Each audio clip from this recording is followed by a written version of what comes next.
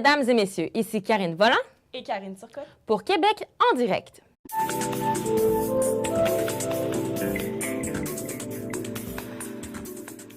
Nouvelle de dernière heure. Le ministre de la Santé, Gaétan Barrette, nous annonce qu'il souhaite quitter son poste au ministère de la Santé.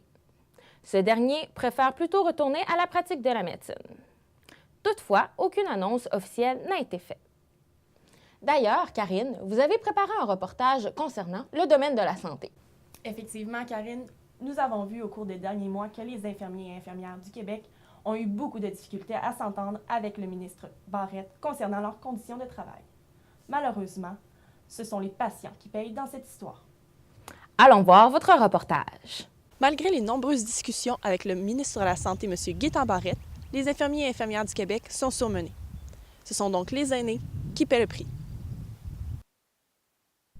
Avoir davantage de personnel infirmier aurait pu éviter bien des maux à Mme Laurence Gagné, résidente dans un foyer pour personnes âgées. Il y a quelques mois à peine, Mme Gagné a subi une chute qui lui a valu une fracture à la hanche. N'ayant accès à un moyen de secours adéquat, elle a dû patienter de longues heures sur le sol de sa chambre.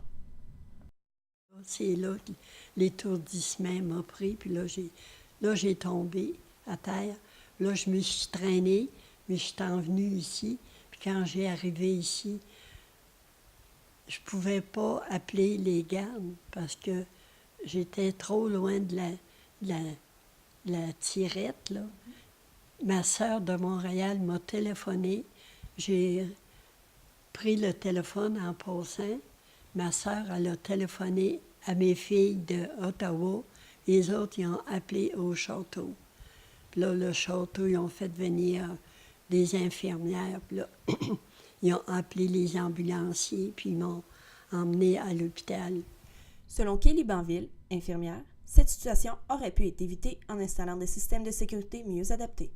L'épuisement professionnel et le manque de budget ont toutefois eu gain de cause dans cette situation. C'est sûr qu'on a un budget qui est restreint.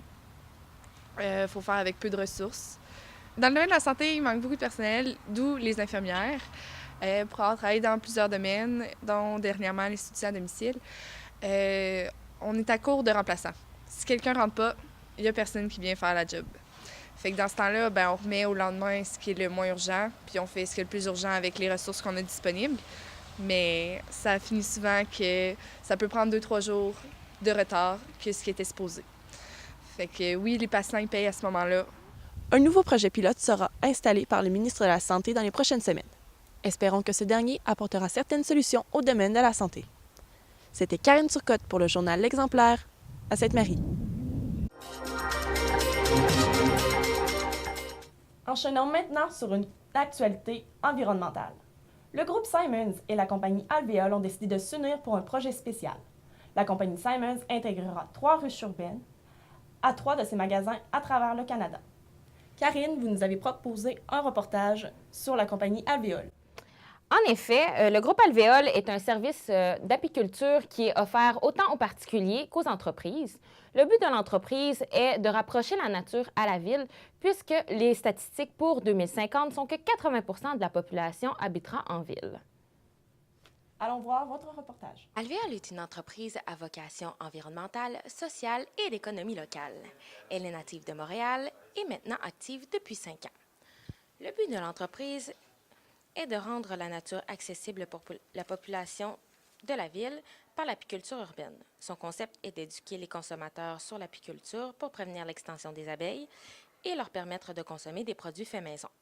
Notre expert, Gabriel Gagnon-Antil, apiculteur chez Alvéole, nous explique le fonctionnement de l'entreprise. On a créé une sorte de modèle d'affaires qui est tout simplement unique, qui est d'offrir des services d'accompagnement à l'apprentissage de l'apiculture en milieu urbain.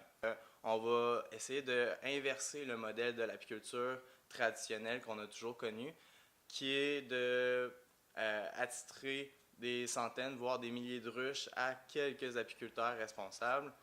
Et nous, en fond, on inverse ça, c'est qu'on va instaurer un modèle où que ça va être 1-2 ruches, mais qui va être associé et responsabilisé une centaine de personnes. Alvéole fait affaire avec des entreprises, des organismes et également du particulier. Le couple Daniel et Alain nous explique les raisons qu'ils ont motivé à intégrer le projet, ainsi que leur expérience. Nous, on avait vu un reportage sur alvéole, puis finalement, on s'est intéressé de plus en plus à la réalité des abeilles, puis à leurs maladies et tout ça. Puis on s'est dit qu'on avait le goût d'embarquer dans un projet de ruche sur notre terrain, puis de vivre cette expérience-là avec le quotidien des abeilles, l'observation. On a commencé il y a 2 étés. La première été, on a adoré ça. On a vu le rythme des abeilles au fil des jours, leur sortie le matin pour aller butiner, la rentrée le soir. On voyait qu'ils étaient très organisés.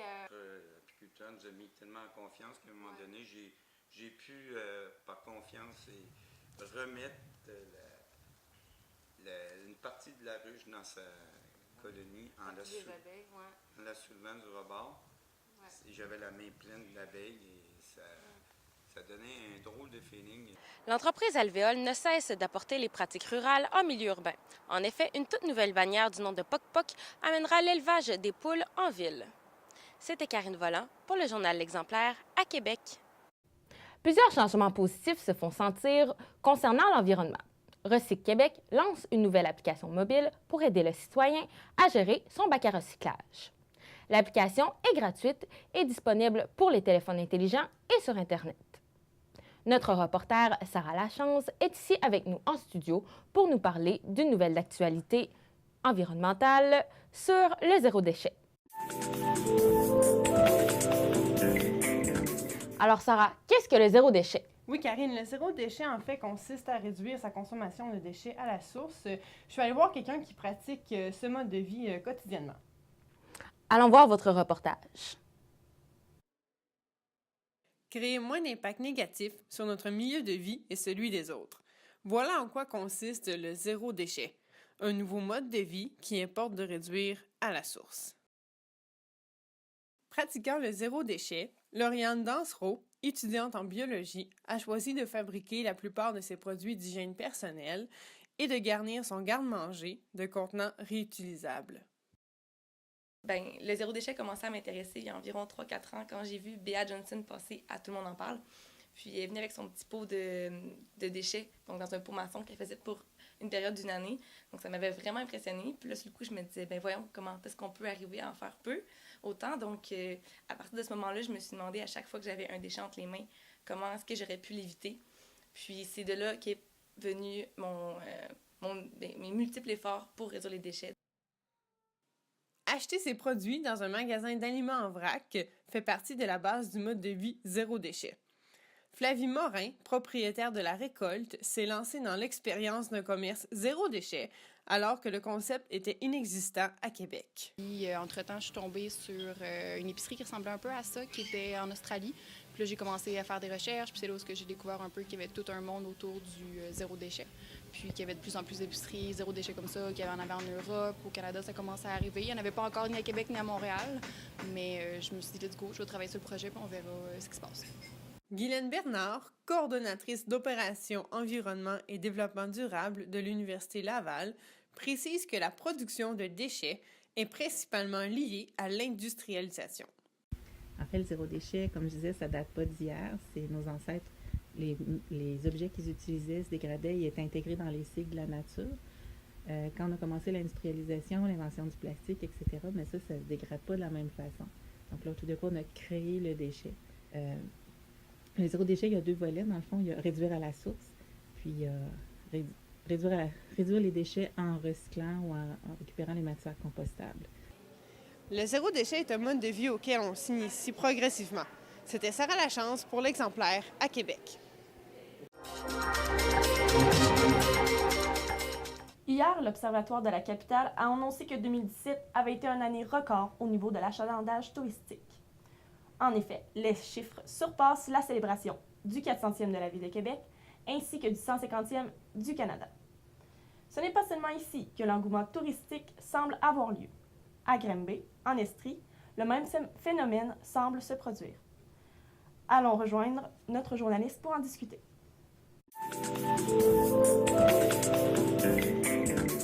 Marie, que se passe-t-il de spécial dans votre coin? Oui, en fait, Karine, le directeur général du Zoo de Granby, M. Paul Gosselin, entrevoit d'ouvrir les portes du parc à longueur d'année, soit pendant toute la période estivale, puis toutes les fins de semaine en hiver. En fait, c'est une première depuis la fondation du zoo là, en 1953. Puis même si l'achalandage s'accroît depuis les 17 dernières années, que les bilans sont positifs autant pour le zoo que pour la ville, bien, le défi actuel est de continuer d'attirer la clientèle en basse saison. Excellent. Allons voir votre reportage. Le zoo de Green Bay songe à ouvrir ses portes à l'année, puisque l'achalandage ne cesse d'augmenter. Cet hiver, le zoo a attiré des visiteurs occasionnels en plus de quelques 19 000 abonnés.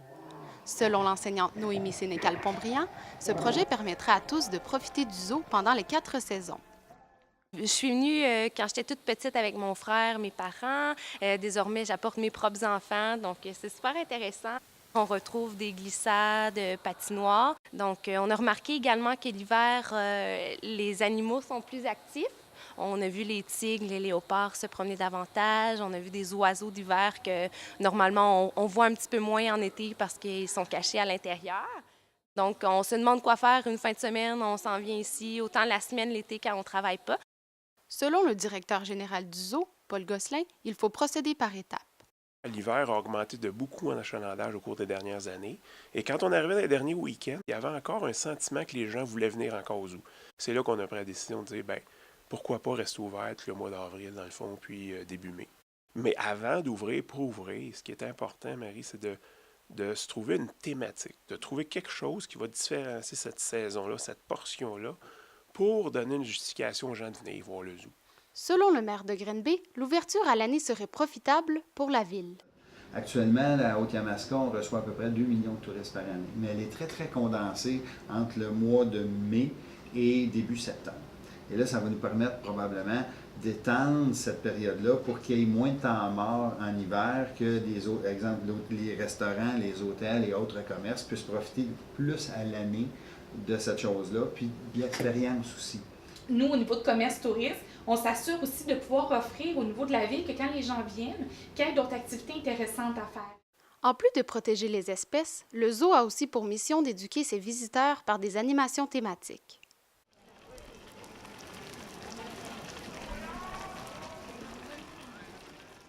Le parc zoologique demeure l'activité économique et touristique principale de la ville de Green Bay. À la demande du public, la direction générale étudie sérieusement la possibilité d'ouvrir le zoo à l'année, très bientôt, et ce, pour le bonheur des visiteurs. Ici Marie Boulet-Côté pour l'Exemplaire. Alors, le printemps ne semble pas vouloir pointer le bout de son nez. Qu'en est-il des prévisions météorologiques cette semaine, Sarah?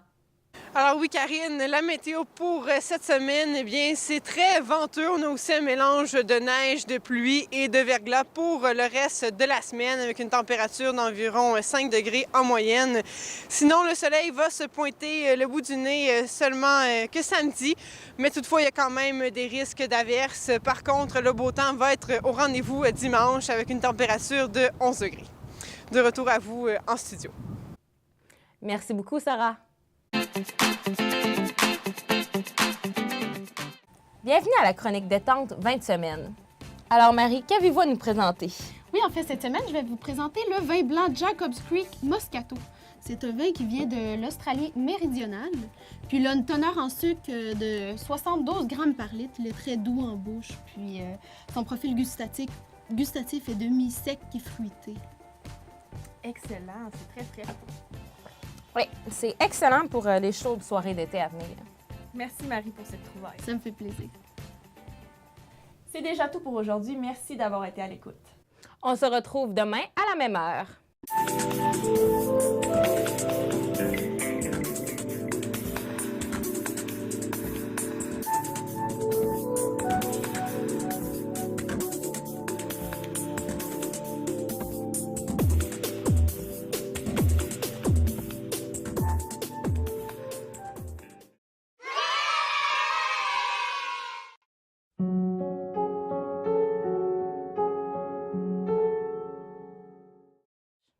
Me suis chié raide. Ouais, c'est pas. Sometimes you just feel tired. Feel weak. Fais des exercices de vocal. Pré. Ça va sortir tout seul. Pré.